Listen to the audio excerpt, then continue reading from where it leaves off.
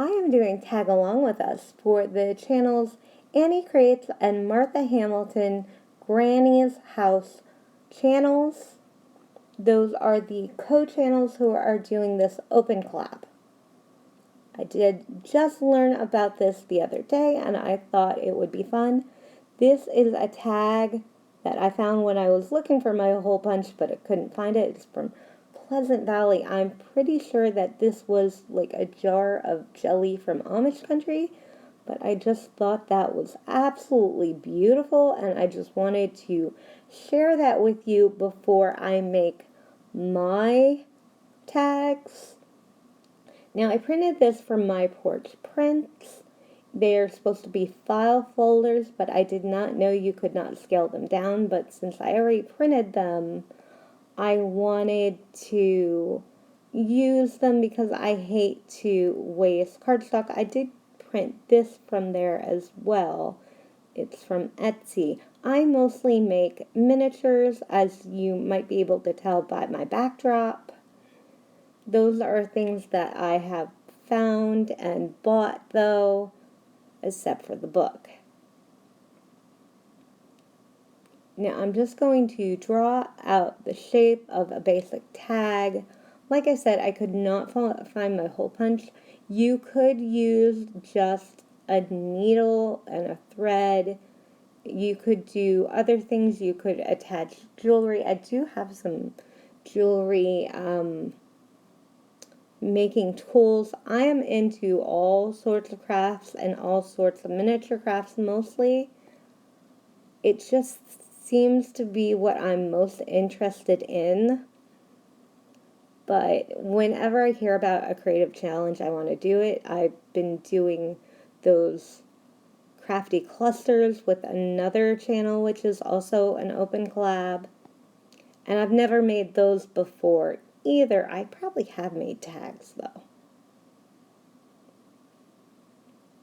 Because I used to make jewelry, so I used to sell jewelry, so I used to make tags for that. But I think this is a fun thing to do. I'm just going to draw and write where the hole should go because I cannot find my hole punch. I have a hole punch and I have a fleur-de-lis hole punch and I have a umbrella hole punch, but I'm not sure where they are. You could put it on with a rustic clothespin. You could pin this on and you could sew it on, which I think if I use these tags, I'm just going to sew them on. Were other file folders that I also did not use. My printer is not the best. It streaks on colors, but only color. Since this one was mostly black and white, it came out a little purple because the color was on for the printer, but I do like that effect. It was the same effect that I got with the floor that I made for this little studio setup, which is great because it makes it possible for when I find out about a crafting collab, I can just do it right away because I can set this up in like 10 seconds. So that is my second tag, and the third one I'm making is going to have glue with it. I'm just taking a small portion of what I could not use with the other tag because I hate to waste, and I'm going to take the reverse side of the cardstock, which had a bluish tone. I'm just going to glue that to the other side, and this is what it looks like. I think it's super cute. Now I would like to demonstrate using this. I have this organza bag that I got in an Macari order from a friend, and I'm just going to put this miniature cotton balls that I made myself. I do occasionally give these away as gifts to other miniaturists and people who like to do doll stories. Now you could sew this on, you could pin that on, you could use the pin or clip. If I found my hole puncher, I could just make a little tassel, but either way, I think that is super cute, and you could put the name on the back, and I think it's adorable.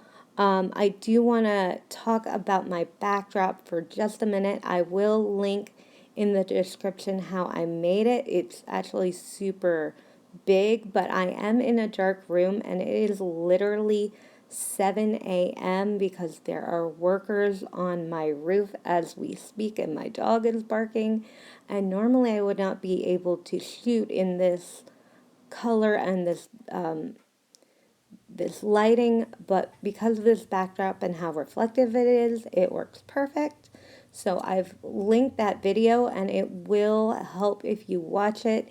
If you have a dark studio setup, you just need one good light to put this setup under.